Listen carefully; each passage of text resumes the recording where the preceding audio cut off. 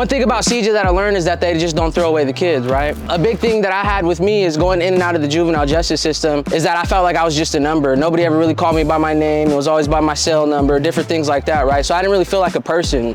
But when I came to creative justice, you know, as a 15-year-old, it felt like I had a voice finally. You know, I was a part of everything. I was a part of the hiring processes. I was on a youth leadership board. So it made me feel like a human being again and not just a criminal. It gave me a voice. They didn't just throw me away. I would say for people who don't have the full knowledge of what this program is about, it is about youth justice. It's about creative outlets, creating pathways for children who don't have alternatives, and restoring the balance of trust and community. Like, this program cares about youth that have been arrested or have been in juvie, and like, they don't look at you any different than they look at someone who's never been arrested. You know, like, I think it's hella important to have those, like, to even have programs like that. You know, I actually don't know a program that does that besides this program. But I think most importantly, with creative justice, now what has grown over the 10 years, and you know, we're not just taking referrals from the probation office, we're able to bring in youth from all walks of life. It doesn't matter if they have a court case or not anymore, right? Just giving them the space. So for me, that's like getting ahead of the thing, right? Not being reactionary like the traditional justice system, right? Like, a kid gets in trouble, okay, boom, then they gotta go to the juvenile, they gotta go through court. What we're doing here is we're trying to get ahead of that traditional system. We want them to come here before they can even be a referral case that's going through the court system, right? The way young people want and need to express themselves, I've seen where some people say, you know, to survive in a state like this, you need a hobby, you know, because revolution and justice isn't gonna happen overnight.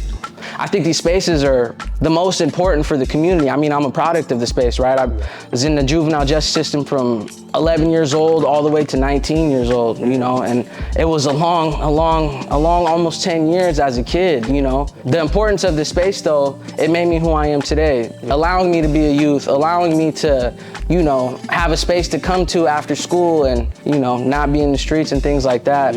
A lot of the staff here, they really care about you, like, outside of program, and like, that's hella important. Like, just having like adults like pour into you, like, you know, cause like for me, I would come here because I didn't want to be home. I like grew up with a toxic environment, so like I didn't really have adult figures in my family who really cared, but like people here, they cared.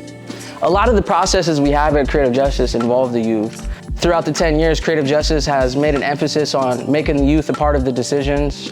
From the hiring processes to the mentor artists who get to be in space, who are directly teaching these youth, they all have a say-so on whether who gets to come into the space, you know, things like that. I feel like a big part of giving the youth agency has to do with just the environment and the atmosphere of Creative Justice and like our core values that's built into the program. So when they come through here, the way all of us mentor artists or project coordinators, directors, the way we work is within the Creative Justice kind of handbook, right? Letting the youth have their space. You know, if a youth comes in and having a bad day, we understand that that could just be a bad day. It doesn't mean they're being rude and, you know, they gotta leave space or anything. We like to give them their own space. Like, hey, what do you want? How can we show up for you today? Right? You had a bad day, you thirsty, you hungry, you need to take a nap, cool. You don't even gotta worry about programming today. Let me give you this nice space with some water and you take a nap and take care of yourself, you know? Creative justice isn't just about like kids come here, they get a stipend and then they leave, but it's teaching them to not only be accountable for their surroundings and for the space that they create, but be accountable for the things that they can control in their own life. And not only that, but it gives them plenty of resources for them to be able to take care of themselves and to get taken care of, because a lot of these kids may not have that behind closed doors.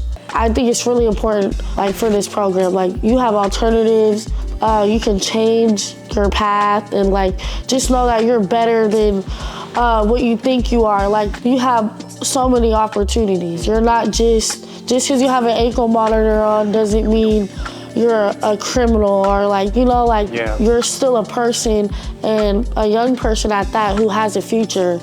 And I think this program shows that to the youth. Like, you have a future, you have more going on than what your situation is. I believe in a world with no prisons. I believe we could make it there, but I believe it's gonna take a lot of work. It's gonna take a lot more than just creative justice. So, you know, the next 10 years networking and really trying to, you know, build something bigger than what we got going to make sure that, you know, the world is what we want it to be for the youth that we work with every day.